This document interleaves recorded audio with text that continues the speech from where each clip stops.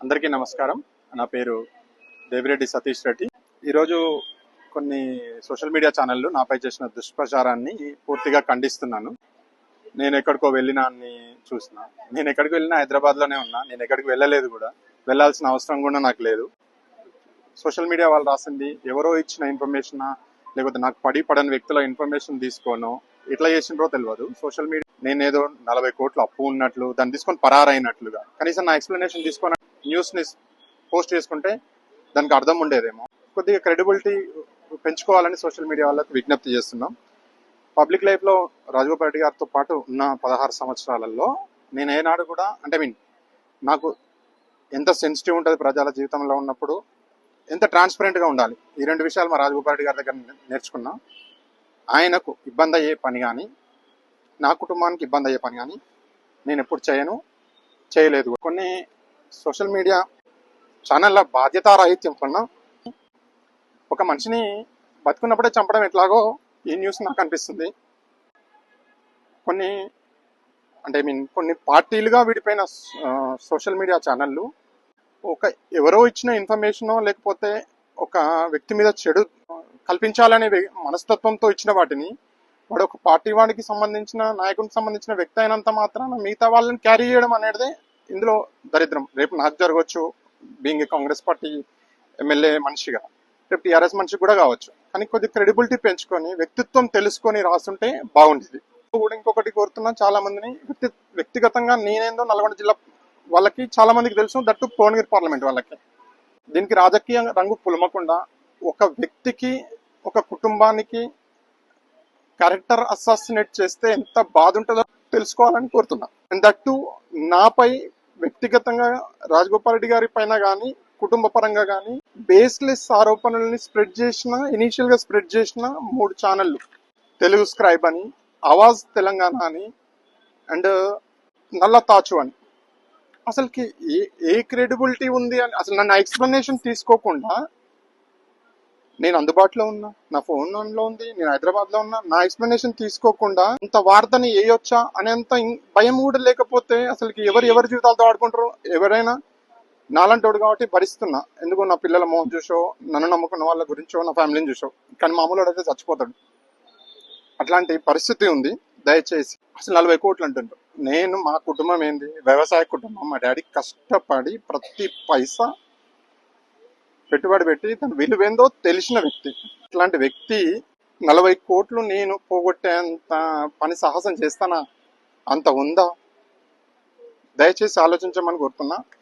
ఏదైనా వార్త రాసేటప్పుడు వివరణ తీసుకొని ఉండుంటే చాలా బాగుండేది. మా పేరెంట్స్ కానీ ఎంత ఇబ్బంది పడుతున్నారు అంటే, మనం ఏం పాపం చేసినాం, ఏం చేయకుండా ఇంత ఎందుకు జరుగుతుంది అనే ఒక మనోవేదన ఉంది. దయచేసి ఎవరి కుటుంబ ఎమోషన్స్తో కానీ, వారి శ్రేయోభిలాషుల ఎమోషన్స్తో కానీ, అండ్ పర్టికులర్గా రాజగోపాల్ రెడ్డి గారు సొంత మనుషులు తప్పు చేస్తే కూడా క్షమించాడు. నేను చుట్టాన్ని తప్పు చేసినంటే కూడా నిర్దాక్షిణ్యంగా బయటకు పంపిస్తాడు. అది నాకు తెలుసు, 16 సంవత్సరాలు చేసిన. అలాంటి వ్యక్తి దగ్గర తప్పు చేస్తే ఏం జరుగుతుందో నాకు తెలుసు. అంత తప్పే చేసే అవకాశమే ఉంటే రాజగోపాల్ రెడ్డి గారు 16 సంవత్సరాలు నన్ను భరించాడు. అదొకటి ఫస్ట్ పాయింట్ గుర్తుపెట్టుకోవాలి. దయచేసి నా ఎమోషన్స్తో కానీ, రాజకీయ భవిష్యత్తుతో కానీ ఆటలాడుకునే వాళ్ళకి పద్ధతి కాదు. వీరందరి మీద చట్టపరంగా ఎవరైతే ఇనీషియల్గా దాన్ని బేస్లెస్ ఆరోపణలతో నాకు చేశారో వారందరూ చట్టపరంగా, నేను డీసీపీ ఎల్బీ నగర్ గారిని, ఎస్హెచ్ఓ ఎల్బీ నగర్ గారిని కలిశాను. వారికి విషయం చెప్పాను. ఎవరు ఇది చేసిండ్రో దీన్ని కనుక్కుంటానని చెప్పి డీసీపీ గారు మాటిచ్చారు. నేను తొందరగా న్యాయం జరుగుతుందని చూస్తున్నా. చట్టపరంగా కూడా నా పరువు నష్టం కింద ఏం చేయాలో చేస్తా. కానీ ఒకటి, ఎవరికి అంటే ఏ వ్యక్తికైనా, ఏ వ్యక్తి విషయంలోనైనా, పర్సనల్ విషయంలోనైనా, ఆ వ్యక్తికి ఎంత మంచి జరుగుతుందో, మంచి జరిగే విషయాల్లో మీరు దాని ఒపీనియన్ తీసుకుంటారో లేదో నాకు తెలియదు. కానీ నెగిటివ్ వార్త రాసేటప్పుడు కనీసం మరణశిక్ష వేసేవానికి నీ ఆఖరి కోరికేందని అడుగుతారు. ఇంత క్యారెక్టర్ అసాసినేట్ చేసే విషయంలో నా ఒపీనియన్ తీసుకొని ఉండింటే నేను ప్రతి ఒక్కరికి ఆన్సర్ చెప్పాను. 40 కోట్లని రాశారు, 4 కేసులు కాదు, ఒక్క కేసు కూడా లేదు నా మీద. 40 కోట్లు ఇచ్చిన వాళ్ళు 4 కేసులు పెట్టరా?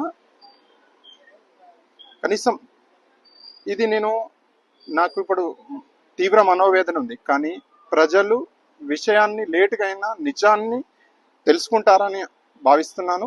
రెండవది, నా కాన్స్టిట్యున్సీ ప్రజలకు కూడా నేను ఈ రోజు వరకు సింగిల్ కరప్షన్ ఎలిగేషన్ ఉన్నా, నేను అక్కడ ఉండేవాడిని కాదు, రాజగోపాల్ రెడ్డి గారు నడుచుకునేవాడు కాదు, లేవు. నేను ఛాలెంజ్ చేసి చెప్తున్నా, ఎవరి దగ్గర ఒక్క రూపాయి ఈ రోజు వరకు నేను అది చేయలేదు. అలాంటి వ్యక్తి గింత పనులు చేస్తాడంటే ఎవరైనా నమ్ముతారా? ఆలోచించండి దయచేసి.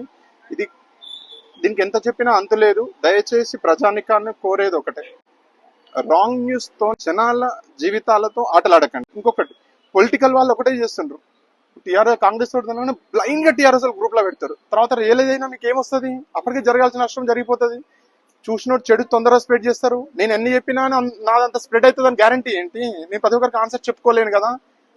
దయచేసి నా వ్యక్తిగత జీవితంతో ఆడుకునడం కంటే రాజగోపాల్ రెడ్డి గారి జీవితం వేల మందికి సంబంధించిన ఇష్యూ.